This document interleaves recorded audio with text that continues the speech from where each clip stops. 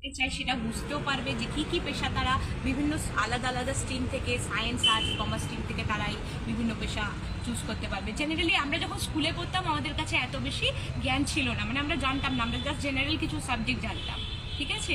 কিন্তু এখন আরও অনেক বেশি সংখ্যক পেশা আমরা জানতে পারছি, নতুন নতুন পেশা আসছে, এআই এসছে, তার দৌলতে আরও অনেক বিভিন্ন ধরনের রাস্তা খুলে গেছে মানুষের সামনে।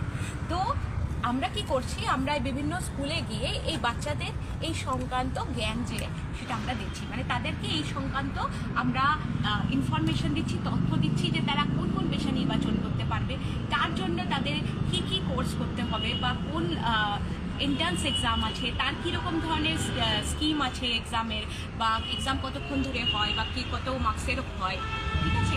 এছাড়া তারা পড়ার সঙ্গে সঙ্গে ক্লাস 10 বা 12 থেকে এই এলিজিবিলিটি ক্রাইটেরিয়ানে কি কি কম্পিটিটিভ এক্সাম দিতে পারে, ঠিক ঠিক ঠিক আছে না। কিছু কিছু এক্সাম আছে যেমনি এসএসসি জিডি, এসএসসি এমটিএস, যার এলিজিবিলিটি ক্রাইটেরিয়া ক্লাস 10। সিমিলারলি কিছু আছে যেমনি এসএসসি সিএইচএসএল, তার এলিজিবিলিটি ক্রাইটেরিয়া হচ্ছে ক্লাস 12। তো বাচ্চারা তো পড়াশোনার সঙ্গে সঙ্গে এইসব পরীক্ষার জন্য নিজেদের প্রস্তুত করতে পারবে। ধরুন কোনো বাচ্চা সায়েন্স টিম নিয়ে পড়ছে, তারা জয়েন্ট এন্ট্রান্স বা নিট দিতে চাইছে, বাই চান্স পেল না, কারণ কম্পিটিশনের অনেক হাই। তো তাদের সামনে আর কিছু অল্টারনেটিভ আছে, এছাড়া তারা নার্সিং করতে পারে, তারা ফিজিওথেরাপি নিয়ে করতে পারে, প্যারামেডিক্যাল যে কোনো কোর্সেস করতে পারে।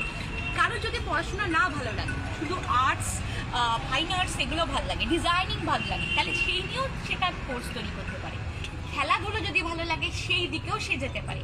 আজকাল অনেক পেশা আমাদের সামনে এসে পড়েছে, যেগুলোর সম্বন্ধে তথ্য আমরা তাদের দিচ্ছি স্কুলে স্কুলে গিয়ে।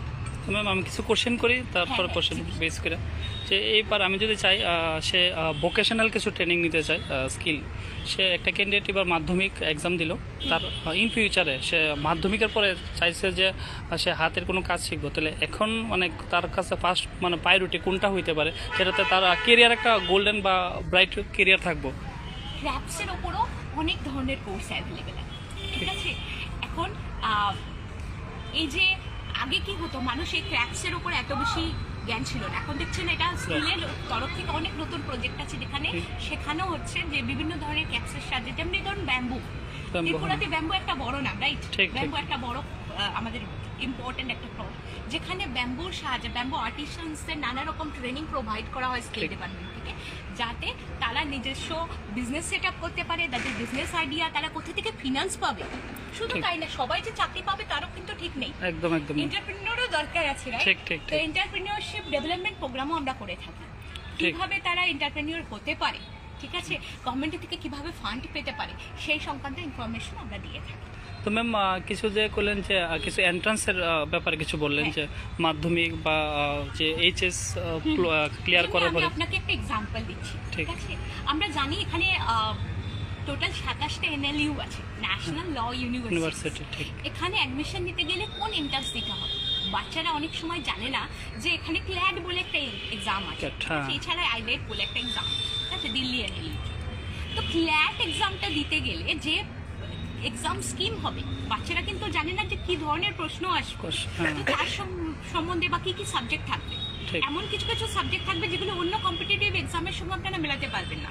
আপনি যদি চাকরির ক্ষেত্রে দেখুন, যেমনি এসএসসি আমি বলছি, টিপিএসসি বলছি, কিছু কিছু সেকশনস থাকে কমন, যেমনি রিজনিং, ম্যাথস, ঠিক আছে, মানে কোয়ান্টি সেটা বলছি, ইংলিশ, এছাড়া জেনারেল যেটা স্টাডিজ আছে তার মধ্যে history, geography, science, polity, economy সব চলে আসে, রাইট? কিন্তু এন্ট্রান্স এক্সামের ক্ষেত্রে, ঠিক আছে, ক্ল্যাটের ক্ষেত্রে পার্টিকুলারলি আলাদা আলাদা সাবজেক্ট পাবে, আমি যেগুলোর নাম হয়তো বাচ্চারা শুনেনি, লিগ্যাল রিজনিং, ঠিক আছে, লজিক্যাল রিজনিং এর সঙ্গে লিগ্যাল রিজনিং থাকে, একটা প্যারাগ্রাফ দিয়ে দেবে, সেই প্যারাগ্রাফের ওপর একটা পার্টিকুলার ল বা একটা পার্টিকুলার আর্টিকেলের উপর কিছু লেখা থাকবে, তার উপর বেস করে কোশ্চেন থাকবে, অর্থাৎ আপনাকে পুরো প্যাসেজ ওই অল্প সময়ের মধ্যে পড়ে পড়ে শেষ করতে হবে, তার উপর বেস করে আপনার ব্রেন ইউজ করে আপনাকে বুঝতে হবে যে কোন লটার সম্বন্ধে কি বলা হয়েছে বা কি কি ওর ভিতরে ইনফরমেশন দেওয়া হয়েছে, তার উপর আপনাকে এমসিকিউ সলভ করতে হবে। তো আপনার ইংলিশের উপরও দখল থাকা দরকার, কারণ আপনি প্যাসেজ পড়ে বুঝছেন, এবং এই দিকে আপনার ইন্টারেস্টটা থাকা দরকার। ঠিক ঠিক এবং যদি আপনি চান যে কোনো কম্পিটিটিভ এক্সাম, আমরা কিছু অ্যাডভাইস করবো, যেমনি কিছু আর্টিকেল পড়ার দরকার, কিছু ভালো নিউজ পেপার পড়ার দরকার, যাতে আপনার কারেন্ট অ্যাফেয়ার্স সম্বন্ধে জ্ঞানও থাকে। ঠিক ঠিক রিডিং উইথ আন্ডারস্ট্যান্ডিং যেটা ঠিক। Exactly, reading with understanding. Ma'am cat যেমন এখানে অনেকটি ব্যানারে লেখা আছে বিভিন্ন এন্ট্রান্স গুলো এক্সাম রেকর্ড লেখা আছে। ক্ল্যাট এআইএলটি তো দেখে বুঝতে পারছেন এগুলো ল সংক্রান্ত। স্টেট ল এন্ট্রান্সও এখন আমাদের স্টেট যে ল কলেজেস গুলো আছে সেগুলো যেটা নরসিংগড়ে এখানেও একটা খুলেছে কিন্তু। হ্যাঁ, আচ্ছা, জয়েন্ট এন্ট্রান্স তো আমি অলরেডি বলছি। জয়েন্ট এন্ট্রান্সে আমরা জানি যে সায়েন্স স্ট্রিম নিয়ে আমরা আইদার পিসিবি নিতে পারি অথবা পিসিএম নিতে পারি। পিসিবি নিলে আমাদের সামনে নিটের রাস্তা খোলা, ঠিক আছে। নিট নিলে পিসিএম বলতে যে ফিজিক্স কেমিস্ট্রি ম্যাথ ওই সাবজেক্ট ওয়াইজ কেমিস্ট্রি ম্যাথস তারা জয়েন্ট এন্ট্রান্স দেবে, টিভি জেই দেবে, ঠিক আছে, এগুলো দেবে, রাইট। তো এখন কথাটা হচ্ছে এগুলো রাস্তা খুলছে আছে ইঞ্জিনিয়ারিং এর অনেক ব্রাঞ্চেস আছে, ঠিক আছে, এবং অনেক ব্রাঞ্চেসের মধ্যে যে কোনো ব্রাঞ্চেস চুজ করলে তার কোন কোন ভালো কলেজ এগুলোর সমাধান আমরা দিই। তো এবার সায়েন্সের ব্যাপারে কথা হয়ে গেল ম্যাম। এবার যদি কোনো আর্টস স্ট্রিম থেকে কোনো ক্যান্ডিডেট, কারণ অনেক সময় শোনা যায় এমন কোর্সেস আছে। আচ্ছা, একটা মজার কথা বলি, যেটা আপনি যেটা লটা বলছিলাম সেটা কিন্তু সায়েন্সের লোকেরাও নিতে পারে, কমার্সেরও নিতে পারে, আর্টসেও নিতে পারে। তো এমনও কোর্স আছে যেগুলো আপনি 3টে স্ট্রিম থেকেও পড়তে পারেন, যেমনি ম্যানেজমেন্টেও আছে। আপনি আর্টস নিয়ে পড়ে তারপর কিন্তু আপনি এমবিএও করতে পারেন, ঠিক আছে, বিবিএ বা এমবিএ করতে হবে, ঠিক আছে, এটাও করতে পারেন আপনি। মানে এমন কোর্স আছে যেটা কমন 3টে স্ট্রিমের জন্যই প্রযোজ্য। এছাড়া আরেকটা ব্যাপার হচ্ছে যে আর্টস স্ট্রিম থেকে আমরা এমন কিছু নিতে পারি যেমনি রুরাল ডেভেলপমেন্ট, রাইট। এছাড়া আমরা আর্টসের মধ্যে থেকে আরেকটা জিনিস বলতে চাই, যেমনি এখানকার বাচ্চারা আমি দেখেছি কি বেশ কিছু বাচ্চাদের ড্রয়িং করে, সব খাতার পিছনে দেখবেন জামা কাপড় ড্র করে রেখে দেয়, রাইট। তো ফ্যাশন ডিজাইনিংও করতে পারে, জুয়েলারি ডিজাইনিংও করতে পারে, ইন্টেরিয়ার ডিজাইনও করতে পারে, ফাইন আর্টসেও যেতে পারে। যদি ধরুন পড়াশোনাতে ভালো নয়, খেলাধুলোর লাইনেও কিছু পড়া যায়, রাইট। এছাড়াও আছে মিউজিকের উপর পড়াশোনা করতে পারে, ঠিক আছে। তো এআই নিয়েও পড়াশোনা করতে পারে। তো বিভিন্ন ধরনের রাস্তা খোলা আছে এখন। কমার্স নিয়ে বলি, কমার্স নিয়ে জেনারেলি সবাই বিকম অনার্স এটুকুনি জানে, রাইট।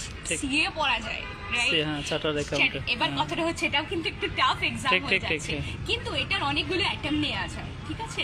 টোটাল 3টে ইয়ারে আপনি 6টা অ্যাটেম্প নিতে পারবেন, ঠিক আছে, প্রত্যেক বছর 2টো করে অ্যাটেম্প, ঠিক আছে। তো এই এক্সামে সিএর 3টে ইয়ে থাকে। আপনি চাইলে এইচএস এর পর যদি কমার্স স্ট্রিম নিয়ে পড়েন, এইচএস এর পরেও কিন্তু আপনি সিএ এর জন্য প্রিপারেশন নিতে পারেন, ফান্ডামেন্টালের জন্য। অথবা যদি আপনি মানে তখন আপনার সামনে 3টে স্টেজ থাকবে, ফান্ডামেন্টাল, প্রফেশনাল, এক্সিকিউটিভ। আর যদি 12 কমপ্লিট করার পর এক্সামে বসা যাবে নাকি প্রিপারেশন? ফান্ডামেন্টালের জন্য এক্সামে বসা যাবে, ঠিক। যদি আপনি বিকম পাস করে থাকেন তাহলে ফান্ডামেন্টাল দেওয়া দরকার নেই, পরের 2টো স্টেপ আপনাকে দিতে হবে, রাইট। আচ্ছা আচ্ছা। তো এই সম্বন্ধে ইনফরমেশন খুব কম, এটা তো ছেড়ে দিন। এছাড়া আরো অনেক রাস্তা আছে, ঠিক। বিভিন্ন ধরনের ম্যানেজমেন্টও ছেড়ে দেন, হোটেল ম্যানেজমেন্ট, ম্যানেজমেন্ট, এগুলো আপনি ইয়ে থেকে পড়তে পারেন, এগুলো ছেড়ে দিচ্ছি আমি আরেকটা জিনিস বলছি, সেটা হচ্ছে সিএস, কোম্পানির সেক্রেটারিশিপ, ঠিক আছে। এটাও একটা এখনকার দিনে রীতিমতো ট্রেন্ডে থাকা প্রফেশন, কোম্পানি সেক্রেটারি। তো ম্যাম এর জন্য এন্ট্রান্স এক্সাম আছে। আচ্ছা, আরো আছে আমি বলছি, যেমনি CFA, certified financial analyst, investment banker, অনেক কিছুই হতে পারে একটা মানুষ। তার জন্য বিভিন্ন কোর্সেস আছে, অনলাইন অফলাইন অ্যাভেলেবল, ভালো ভালো কলেজেস আছে যেগুলোর আমরা সন্ধান দিয়ে থাকি। তো ম্যাম যেরকম ডিফেন্সে অনেকে যাওয়ার খুব ইন্টারেস্টেড থাকে, ইভেন্ট ম্যানেজমেন্ট, তো ওটা নিয়ে কিছু যদি একটু বলেন।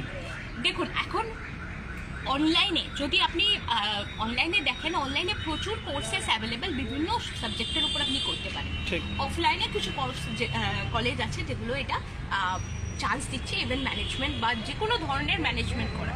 আচ্ছা, আরেকটা জিনিস বলতে চাই যে এইসবের জন্য যে ভালো কলেজেস আছে, কিছু আছে কলেজেস যেগুলোর জন্য বিভিন্ন ধরনের এন্ট্রান্স এক্সাম আছে, তার মধ্যে CUET under graduate very much common. অনেক স্কুল অনেক কলেজেস আছে, অনেক ইউনিভার্সিটিজ আছে, সেগুলো ডিগ্রি কোর্স নিতে গেলে সিইউটির স্কোরের ওপর ডিপেন্ড করে কিন্তু অ্যাডমিশন নিতে পারবে। আর কিছু কিছু জায়গা আছে যেখানে এন্ট্রান্স ক্লাস 12 এর যে বোর্ড এক্সাম, তার মার্কসের উপর বেস করে কিন্তু অ্যাডমিশন হয়, সেটারও আমরা সন্ধান দেব, ঠিক আছে। ওকে, ঠিক।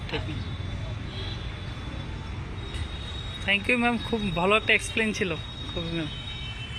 তো এখানকার স্টলটা যে ডাইরেক্টর অফ স্কিল ডেভেলপমেন্ট থেকে স্টলটা দেওয়া হয়েছে, তো ম্যামের সঙ্গে এতক্ষণ আমরা কথা কইলাম এবং ম্যামে খুবই সুন্দরভাবে প্রত্যেকটা যে এন্ট্রান্স তার খুব সুন্দরভাবে ব্রিফ দিল।